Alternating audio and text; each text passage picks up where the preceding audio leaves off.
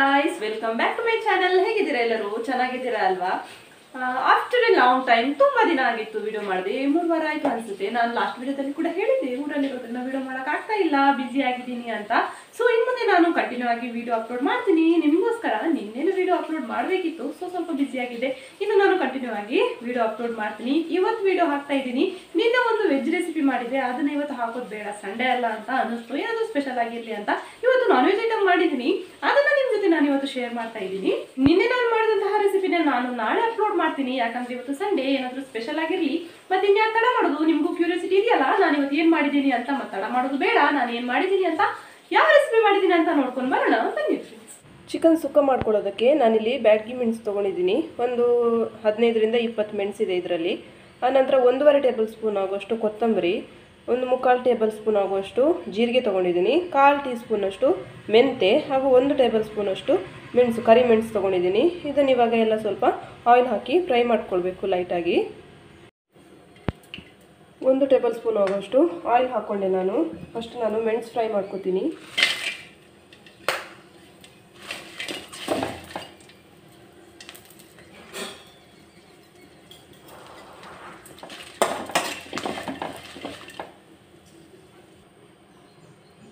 ಮೆಣಸು ಇಷ್ಟು ಫ್ರೈ ಆದರೆ ಸಾಕು. ತೆಗಿತೀನಿ ನಾನು ಒಂದು ಪ್ಲೇಟ್ಗೆ ಇದನ್ನು.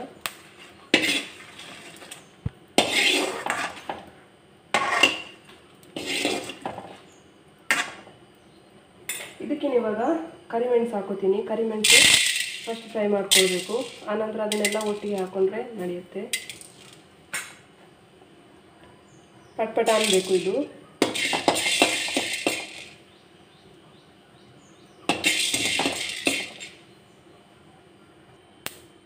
ಕರಿಮೆಣಸು ಇವಾಗ ಪಟ್ಪಟ ಅಂತ ಹೊಡಿತಾ ಇದೆ,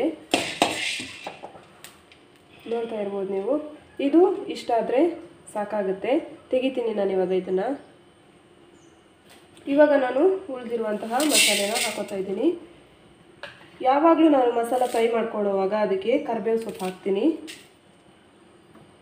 ತಪ್ಪದೆ ಕರಿಬೇವು ಸೊಪ್ಪು ಹಾಕಬೇಕು, ಟೇಸ್ಟ್ ಚೆನ್ನಾಗಿರುತ್ತೆ. ಇದನ್ನು ಕೂಡ ಸ್ವಲ್ಪ ಬಾಡಿಸ್ಕೊಳ್ಬೇಕು. ಮಸಾಲೆ ಚೆನ್ನಾಗಿ ಫ್ರೈ ಆಯಿತು. ಇದನ್ನ ಇವಾಗ ನಾನು ತೆಗಿತೀನಿ. ಇದಿಷ್ಟ ಆದರೆ ಸಾಕು. ಇವಾಗ ನಾವು ನೆಕ್ಸ್ಟ್ ಏನು ಮಾಡ್ತಾ ಇದ್ದೀವಿ ಅಂತ ಹೇಳಿದ್ರೆ, ಒಂದು ಫ್ರೈಯಿಂಗ್ ಪ್ಯಾನ್ ಇಟ್ಟು ಅದಕ್ಕೆ ಒಂದು 2ರಿಂದ 3 ಟೇಬಲ್ ಸ್ಪೂನ್ ಆಗೋಷ್ಟು ಆಯಿಲ್ ಹಾಕೋತಾ ಇದ್ದೀನಿ ನಾನು. ಆಯಿಲ್ ಬಿಸಿ ಆಗ್ತಾ ಇದ್ದಂಗೆ ಇದಕ್ಕೆ ಬೆಳ್ಳುಳ್ಳಿ ಹಾಕ್ತಾ ಇದ್ದೀನಿ. 1.5 kg ಚಿಕನ್ ತೊಗೊಂಡಿದ್ದೀನಿ ನಾನು. 1.5 kg ಚಿಕನ್ಗೆ ಒಂದು 8ರಿಂದ 9 ಎಸಳು ಬೆಳ್ಳುಳ್ಳಿ, ಇದಕ್ಕೇನೆ ಸ್ವಲ್ಪ ಕರಿಬೇವು, ಒಂದು ಚಿಪ್ಪಷ್ಟು, 1.5 kg ಚಿಕನ್ಗೆ 1 ಚಿಪ್ಪಷ್ಟು ತೆಂಗಿನಕಾಯಿ ಹಾಕ್ಕೊಂಡಿದ್ದೀನಿ. ಒಂದು ಅರ್ಧ ಟೇಬಲ್ ಸ್ಪೂನಷ್ಟು ಅರಿಶಿನ ಇದಕ್ಕೇನೆ ಹಾಕ್ಕೊಂಡೆ. ಇದನ್ನು ಇವಾಗ ಚೆನ್ನಾಗಿ ಫ್ರೈ ಮಾಡ್ಕೊಳ್ಬೇಕು.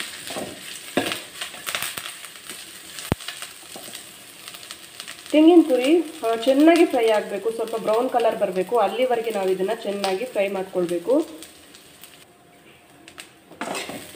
ಇದು ಇದೇ ರೀತಿಯಾಗಿ ಚೆನ್ನಾಗಿ ಫ್ರೈ ಮಾಡ್ತಾ ಇರಬೇಕು. ಬಾಯ್ಲರ್ ಚಿಕನ್ ನಾವು ಸುಕ್ಕ ಮಾಡುವಾಗ ತುಂಬ ನೀರು ಬಿಡುತ್ತೆ, ಅದು ಡ್ರೈ ಆಗೋದಿಲ್ಲ. ಬಟ್ ಇವತ್ತು ನಾನು ಮಾಡೋ ರೀತಿ ನೀವು ಟ್ರೈ ಮಾಡಿ, ಖಂಡಿತವಾಗ್ಲೂ ಇದು ನೀರು ಬಿಟ್ಕೊಳ್ಳೋದಿಲ್ಲ. ತುಂಬಾ ಡ್ರೈ ಆಗಿ ತುಂಬಾ ಚೆನ್ನಾಗಿ ಬರುತ್ತೆ. ಟೇಸ್ಟ್ ಕೂಡ ಇದ್ರದ್ದು ತುಂಬಾ ಸೂಪರ್ ಆಗಿರುತ್ತೆ. ಖಂಡಿತವಾಗ್ಲೂ ನೀವು ಕೂಡ ನಾನಿವತ್ತು ಯಾವ ರೀತಿ ಮಾಡ್ತಾ ಇದ್ದೇನೋ ಅದೇ ಪ್ರೊಸೆಸ್ಸಲ್ಲಿ ಮಾಡಿ, ತುಂಬಾ ಚೆನ್ನಾಗಿ ಬರುತ್ತೆ ಸುಕ್ಕ. ತುಂಬಾ ಡ್ರೈ ಆಗಿ ಬರುತ್ತೆ. ಟೈಸನ್ ಆದರೆ ನೀರು ಬಿಟ್ಕೊಳ್ಳೋದಿಲ್ಲ ಚಿಕನ್. ಇದು ಬಾಯ್ಲರ್ ಆದರೆ ತುಂಬ ನೀರು ಬಿಡುತ್ತೆ, ಸುಕ್ಕ ಮಾಡ್ಕೊಳ್ಳೋದಕ್ಕೆ ಕಷ್ಟ ಅಂತ ತುಂಬ ಜನ ಹೇಳ್ತಾರೆ. ಬಟ್ ಇವತ್ತು ನಾನು ಮಾಡೋ ರೀತಿ ಮಾಡಿ ತುಂಬಾ ಡ್ರೈ ಆಗಿ ಚೆನ್ನಾಗಿ ಬರುತ್ತೆ ಇದು. ನೋಡ್ತಾ ಇರ್ಬೋದು, ಇದೀಗ ಚೆನ್ನಾಗಿ ಫ್ರೈ ಆಗಿದೆ, ಡ್ರೈ ಆಗಿದೆ. ಇದು ಕಲರ್ ಕೂಡ ಇದ್ರದ್ದು ಚೇಂಜ್ ಆಗಿದೆ, ಬ್ರೌನ್ ಕಲರ್ ಬರ್ತಾ ಇದೆ. ಇದು ಇಷ್ಟ ಆದರೆ ಸಾಕು. ಗ್ಯಾಸ್ನ ಆಫ್ ಮಾಡ್ಕೊತೀನಿ ನಾನು. ಒಂದು ಪ್ಲೇಟಿಗೆ ತೆಗೆದು ಇಟ್ಕೊಳ್ಳೋಣ ಇದನ್ನು. ನೆಕ್ಸ್ಟ್ ಏನು ಮಾಡೋದು ಅಂತ ನೋಡೋಣ. ಒಂದು ಮಿಕ್ಸಿ ಜಾರ್ ತೊಗೊಳ್ಳಿ. ಈ ಥರ ನಾವು ಆವಾಗ ಫ್ರೈ ಮಾಡಿ ಇಟ್ಕೊಂಡಂತಹ ಮಸಾಲೆನ ಇವಾಗ ನಾವು ಗ್ರೈಂಡ್ ಮಾಡ್ಕೊಳ್ಬೇಕು. ನೀರೇನು ಹಾಕ್ಕೊಳ್ಳೋಂಗಿಲ್ಲ, ಬರೀ ಪೌಡರ್ ಥರ ಇದನ್ನು ಗ್ರೈಂಡ್ ಮಾಡ್ಕೊಳ್ಬೇಕು. ನುಣ್ಣಕ್ಕೆ ಇದನ್ನು ಗ್ರೈಂಡ್ ಮಾಡ್ಕೊಳ್ಳೋಣ. ಇದಕ್ಕೆ ನಾನು ಸ್ವಲ್ಪ ಅರಿಶಿನ ಹಾಕೋತೀನಿ, ಒಂದು ಅರ್ಧ ಟೇಬಲ್ ಸ್ಪೂನಷ್ಟು ಸಾಕು. ಈಗ ಇದನ್ನು ಪುಡಿ ಮಾಡ್ಕೊಳ್ಳೋಣ. ಮಸಾಲೆ ನಾನಿಲ್ಲಿ ಗ್ರೈಂಡ್ ಮಾಡಿ ಇಟ್ಕೊಂಡಿದ್ದೀನಿ. ಇದರಲ್ಲಿ ಅರ್ಧ ಮಸಾಲೆನ ನಾನು ತೆಗಿತೀನಿ. ಇವಾಗ ಅರ್ಧ ಜಾರಲ್ಲೇ ಇರಲಿ. ಏನಕ್ಕೆ ಅಂತ ಹೇಳಿದ್ರೆ ನೋಡಿ, ಇಷ್ಟು ಒಂದು 2-3 ಟೇಬಲ್ ಸ್ಪೂನಷ್ಟು ಮಸಾಲೆನ ಪುಡಿನ ಇದರಲ್ಲೇ ಇಟ್ಕೊಂಡಿದ್ದೀನಿ. ನಾವು ತೆಂಗಿನ ತುರಿ ಏನು ಫ್ರೈ ಮಾಡಿ ಇಟ್ಕೊಂಡಿದ್ವಿ ಅದು ಈ ಮಸಾಲೆಯಲ್ಲೇ ಗ್ರೈಂಡ್ ಮಾಡ್ಕೊಳ್ಬೇಕು. ನೀರೇನು ಹಾಕೋಕ್ಕಿಲ್ಲ, ಹಾಗೆ ಗರ್ಗರಿಯಾಗಿ ಗ್ರೈಂಡ್ ಮಾಡಬೇಕು. ಇದನ್ನು ರುಬ್ಕೋತೀನಿ ನಾನು. ಇದು ನಾನು ಇಷ್ಟು ಗ್ರೈಂಡ್ ಮಾಡಿದ್ದೀನಿ, ನೀರು ಹಾಕಿಲ್ಲ, ಪುಡಿ ಪುಡಿಯಾಗಿದೆ. ಇದನ್ನು ಒಂದು ಪ್ಲೇಟ್ಗೆ ಹಾಕೋತೀನಿ. ಇದು ಇಷ್ಟ ಆದರೆ ಸಾಕು. ಇನ್ನು ನೆಕ್ಸ್ಟ್ ಏನು ಮಾಡ್ಕೊಳ್ಳೋದು ಅಂತ ನೋಡೋಣ.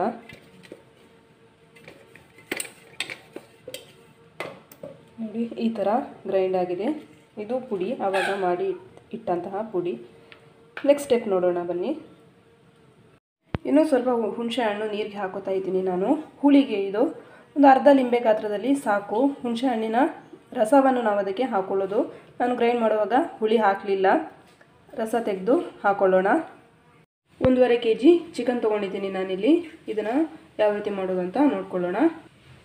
ಒಂದು ಬಾಣಲೆ ಇಟ್ಟಿದ್ದೀನಿ, ಬಾಣಲೆ ಬಿಸಿ ಆಯಿತು. ಇದಕ್ಕೆ ಇವಾಗ ಎಣ್ಣೆ ಹಾಕ್ತಾಯಿದ್ದೀನಿ, ತೆಂಗಿನ ಎಣ್ಣೆ ಹಾಕ್ತಾಯಿದ್ದೀನಿ. ನಾನು ಚಿಕನ್ ಮಾಡುವಾಗ ಹೆಚ್ಚಾಗಿ ತೆಂಗಿನ ಎಣ್ಣೆನೇ ಬಳಸ್ತೀನಿ, ಬೇರೆ ಯಾವುದೂ ಎಣ್ಣೆ ಬಳಸಲ್ಲ. ತೆಂಗಿನ ಎಣ್ಣೆಯಿಂದ ಮಾಡಿದ್ರೆ ಟೇಸ್ಟ್ ಕೂಡ ತುಂಬಾ ಚೆನ್ನಾಗಿರುತ್ತೆ.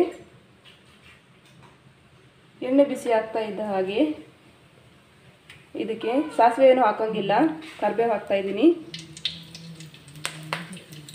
ಕರಿಬೇವು ಆದ ನಂತರ ಒಂದು ದೊಡ್ಡ ಸೈಜ್ ಈರುಳ್ಳಿ, ಅದನ್ನು ಸಣ್ಣಕ್ಕೆ ಹೆಚ್ಕೊಂಡಿಟ್ಟಿದ್ದೀನಿ ಉದ್ದಕ್ಕೆ, ಅದನ್ನು ಹಾಕ್ತಾಯಿದ್ದೀನಿ. ಈರುಳ್ಳಿ ಚೆನ್ನಾಗಿ ಫ್ರೈ ಆಗಬೇಕು.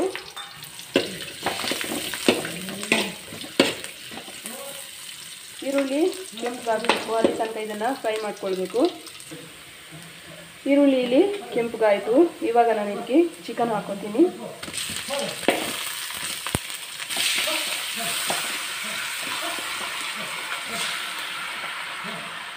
ಚಿಕನ್ ಹಾಕಿದ ನಂತರ ಇದಕ್ಕೆ ಉಪ್ಪು ಹಾಕ್ಕೊಳ್ಬೇಕು. ರುಚಿಗೆ ತಕ್ಕಷ್ಟು ಉಪ್ಪು ಆ್ಯಡ್ ಮಾಡ್ಕೊತೀನಿ ನಾನು.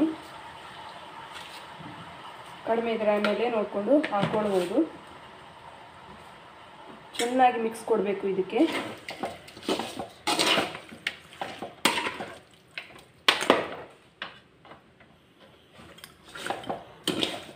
ಬೇಯಕ್ಕಿಡೋವಾಗಲೇ ಇದಕ್ಕೆ ಹುಣಸೆ ಹಣ್ಣಿನ ರಸ ಹಾಕೋತೀನಿ ನಾನು.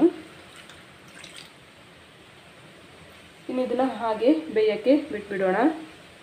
ಎಸ್ ಫ್ರೆಂಡ್ಸ್, ಚಿಕನ್ ಇವಾಗ ಅರ್ಧ ಬೆಂದಿದೆ. ಇದಕ್ಕೆ ನಾನು ಇವಾಗ ಪುಡಿ ಹಾಕೋತೀನಿ. ಕೊಬ್ಬರಿ ಅಲ್ಲ, ಫಸ್ಟ್ ಮಸಾಲೆ ಪುಡಿ ಮಾಡಿ ಇಟ್ಕೊಂಡಿದ್ವಲ್ಲ ಆ ಪುಡಿ ಹಾಕ್ಕೊಂಡೆ. ಇದನ್ನ ಇವಾಗ ಮಿಕ್ಸ್ ಮಾಡಬೇಕು.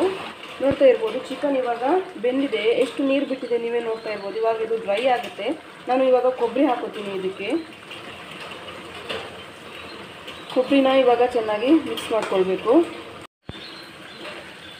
ಕೊಬ್ಬರಿ ಹಾಕಿದೆ ನಾನು, ಮಿಕ್ಸ್ ಮಾಡಿಕೊಂಡೆ. ಇಲ್ಲಿ ಕೊಬ್ಬರಿ ಹಾಕಿದ್ಮೇಲೆ ಮಿಕ್ಸ್ ಮಾಡ್ತಾನೆ ಇರಿ, ಯಾಕಂತ ಹೇಳಿದ್ರೆ ತಳ ಹಿಡಿಯುತ್ತೆ, ಇದು ಡ್ರೈ ಆಗ್ತಾ ಬರುತ್ತೆ. ಇದು ಅಲ್ಲಿ ತನಕ ಇದು ಸ್ವಲ್ಪ ಮಿಕ್ಸ್ ಮಾಡ್ತಾ ಬನ್ನಿ. ಕೊಬ್ಬರಿ ಹಾಕಿದ್ಮೇಲೆ ಒಂದು 5ರಿಂದ 10 ನಿಮಿಷ ಚೆನ್ನಾಗಿ ಮಿಕ್ಸ್ ಕೊಡ್ತಾ ಇರಿ. ಇದು ಡ್ರೈ ಆಗ್ತಾ ಬಂತು. ಇದು ಇಷ್ಟಾದರೆ ಸಾಕು. ತಣ್ಣಗಾದ್ಮೇಲೆ ಇದು ಮತ್ತೆ ಡ್ರೈ ಆಗುತ್ತೆ. ಇದು ಇಷ್ಟಾದರೆ ಸಾಕು. ಗ್ಯಾಸ್ನ ಆಫ್ ಮಾಡ್ಕೋತೀನಿ ನಾನು. ಒಂದು ಪ್ಲೇಟ್ಗೆ ಸರ್ವ್ ಮಾಡ್ಕೋತೀನಿ ಇವಾಗ. ಎಸ್ ಫ್ರೆಂಡ್ಸ್, ಚಿಕನ್ ಸುಕ್ಕ ರೆಡಿ ಆಯಿತು. ಮಂಗಳೂರು ಸ್ಟೈಲ್ ಚಿಕನ್ ಸುಕ್ಕ ಎಷ್ಟು ಚೆನ್ನಾಗಿ ಬಂದಿದೆ ನೋಡಿ. ತುಂಬಾ ಟೇಸ್ಟಿಯಾಗಿರುತ್ತೆ ಇದು. ಖಂಡಿತವಾಗ್ಲೂ ನೀವು ಕೂಡ ಟ್ರೈ ಮಾಡಿ. ಇದನ್ನು ಯಾವ ರೀತಿ ಬಂದಿದೆ ಅಂತ ನನಗೆ ಕಮೆಂಟ್ ಬಾಕ್ಸಲ್ಲಿ ಹೇಳಿ ತಿಳಿಸಿ.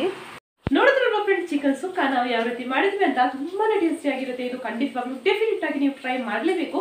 ನನ್ನ ಕುಡ್ಲದಕ್ಕಲಂತೂ ಟ್ರೈ ಮಾಡಲೇ. ಕಟ್ಟದ ಕೋರಿನೂ ಇಂಚನಿಗೂ ಮಾತ್ರ ತುಲೆ ಸೂಪರ್ ಆಗಿ ಬರ್ಕೊಂಡು ಟೇಸ್ಟ್.